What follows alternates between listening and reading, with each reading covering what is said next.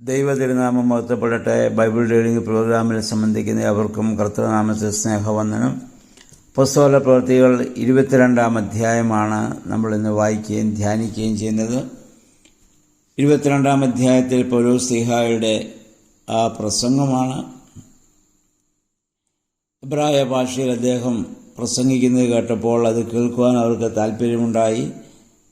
എന്നാൽ അദ്ദേഹത്തിൻ്റെ ആ ജീവിതത്തെക്കുറിച്ചും അതിൻ്റെ ആരംഭത്തെക്കുറിച്ചും, എന്നാൽ അതിനുശേഷം അദ്ദേഹം ദമസ്കോസിലേക്ക് പോകുമ്പോഴുണ്ടായ ദൈവിക ദർശനം മുഖാന്തരം താൻ യേശുക്രിസ്തുവിലേക്ക് വരുവാൻ ഉണ്ടായ കാരണങ്ങളെക്കുറിച്ചൊക്കെ അദ്ദേഹം പറഞ്ഞതിനു മുമ്പ് പല പ്രാവശ്യം അദ്ദേഹം ഈ പ്രസംഗങ്ങൾ അവിടെ നടത്തിയിട്ടുണ്ട്.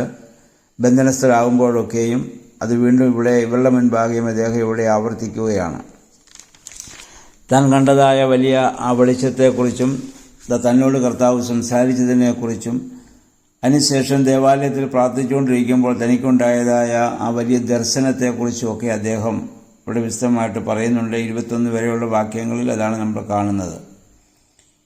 22 മുതലുള്ള വാക്യങ്ങൾ നമ്മൾ വീണ്ടും കാണുന്നു. പൗലോസിനെ വീണ്ടും ന്യായാസനത്തിൻ്റെ മുൻപാകെ അവരോട് കൊണ്ടുവന്ന് സമർപ്പിക്കുകയാണ്.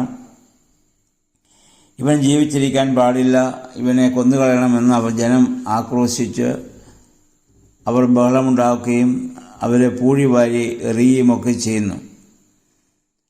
അപ്പോൾ സഹസ്രാധിപൻ അവനെ പാളയത്തിലേക്ക് കൊണ്ടുവരുവാനും ഏത് കുറ്റത്തിനാണ് അവൻ അവനെതിരായി ആക്രോശിക്കുന്നതെന്ന് അറിയാൻ വേണ്ടി ചമ്മട്ടി കൊണ്ടടുപ്പിച്ച് ആ തെളിവെടുക്കാനും കൽപ്പിക്കുന്നുണ്ട്. സഹസ്രാധിപൻ എന്ന് പറയുന്ന 1000 പേരുടെ മുകളിൽ അധികാരമുള്ള വ്യക്തിയാണ്. ശതാധിപൻ 100 പേരുടെ മുകളിലുള്ള വ്യക്തിയാണ്. ഇവിടെ ശതാധിപനും സഹസ്രാധിപനും ഒക്കെ വളരെ ബുദ്ധിമുട്ടുന്ന ഒരു സാഹചര്യം നമ്മളിവിടെ കാണുന്നുണ്ട്. അങ്ങനെ പൗലോസിനെ അവരെ തോൽവാറ് കൊണ്ട് ബന്ധിച്ചപ്പോൾ പൗലോസ് അവരോടൊരു ചോദ്യം ചോദിക്കുന്നുണ്ട്. ഒരു റോമാ പൗരനെ വിചാരണ കൂടാതെ കുറ്റം വിധിക്കാതെ ചമ്മട്ടി കൊണ്ട് അടിക്കുന്നതിന് അത് നിയമാനുസൃതമാണോ? ഇത് കേട്ട ശതാധിപൻ തന്നെ സഹസ്രാധിപനോട് പറഞ്ഞു, ഇവൻ റോമാ പൗരനാണ്. അപ്പോൾ സഹസ്രാധിപൻ വന്ന് പൗലോസിനോട് ചോദിക്കുന്നു, നീ റോമാ പൗരനാണോ? അദ്ദേഹം പറഞ്ഞു, അതെ. സഹസ്രാധിപൻ പറഞ്ഞു, ഞാനൊരു വലിയ തുക കൊടുത്താണ് ഈ പൗരത്വം വാങ്ങിയത്. പൗലോസ് ശ്ലീഹാ പറഞ്ഞു, എന്നാൽ ഞാൻ ജന്മന റോമാ പൗരനാണ്. അപ്പോൾ അവനെ ചോദ്യം ചെയ്യാനായിട്ട് ഒരുങ്ങിയിരുന്നവർ ഭയപ്പെടുകയും അവനെ ബന്ധനത്തിൽ ആകാതെ അവിടെ നിന്ന് മാറ്റി നിർത്തുകയും ഒക്കെ ചെയ്യുന്നതായി നമ്മൾ കാണുന്നുണ്ട്.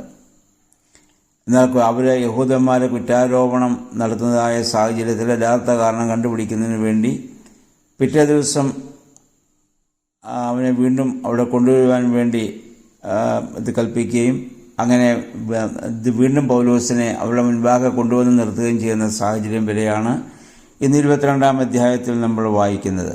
എന്ന് പറഞ്ഞാൽ പൗലോസിൻ്റെ ജീവിതത്തിൽ വീണ്ടും വീണ്ടും ഉണ്ടാകുന്നതായ പ്രശ്നങ്ങളും ദണ്ഡനങ്ങളും ഒക്കെയാണ് നമ്മളിവിടെ കാണുന്നത്.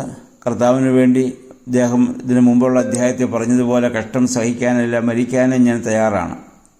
മരിക്കാൻ തയ്യാറായിരിക്കുന്ന ഒരാളെ സംബന്ധിച്ചിടത്തോളം ദണ്ഡനങ്ങളോ കുറ്റപ്പെടുത്തലുകളോ വിമർശനങ്ങളോ ഒന്നും അദ്ദേഹത്തിനൊരു പ്രശ്നമല്ല. എന്തുകൊണ്ടെന്നാൽ ജീവിതത്തിൽ ഒറ്റ ലക്ഷ്യം മാത്രമേ അദ്ദേഹത്തിനുള്ളൂ. കർത്താവിൻ്റെ നാമം മഹത്വപ്പെടണം, കർത്താവിൽ എല്ലാവരും വിശ്വസിക്കണം, എല്ലാ ജനങ്ങളും രക്ഷ പ്രാപിക്കണം. ആ ഒരു വലിയ ഒരു കാഴ്ചപ്പാട് മനസ്സിലുള്ള കാലത്തോളം ഈ ഭൗതികമായ ഒരു ദണ്ഡനത്തിനും ഒരു വിമർശനത്തിനും ഒരു കുറ്റപ്പെടുത്തലിനും അദ്ദേഹത്തെ നിരാശനാക്കാനോ അല്ലെങ്കിൽ അദ്ദേഹത്തിൻ്റെ ദൗത്യത്തിൽ നിന്ന് പിന്നോട്ട് വലിക്കുവാനോ സാധിക്കുകയില്ല. ഈ ഒരു വലിയ ഈ പൗലോസ് അപ്പോസ്തലൻ്റെ ഈ ഒരു വലിയ ധീരമായ ആ പ്രവർത്തനമാണ് ഇന്ന് മറ്റ് ശിഷ്യന്മാരിൽ നിന്ന് വ്യത്യസ്തനായി പൗലോസിനെ കാണുവാൻ സാധിക്കുന്നത്. കർത്താവിന് വേണ്ടി കൂടുതൽ പ്രവർത്തിക്കുവാനും കൂടുതൽ ലേഖനങ്ങൾ എഴുതുവാനും ഒക്കെ അദ്ദേഹത്തിന് സാധിച്ചു. അദ്ദേഹത്തിൻ്റെ ആ ജീവിതത്തിൻ്റെ ഒരംശമെങ്കിലും നമ്മുടെ ജീവിതത്തിലേക്ക് പകർത്തപ്പെടുവാൻ തക്കവണ്ണം പരിശുദ്ധാത്മാവെ ശക്തീകരിക്കണമേ എന്ന് നമുക്ക് പ്രാർത്ഥിക്കാം.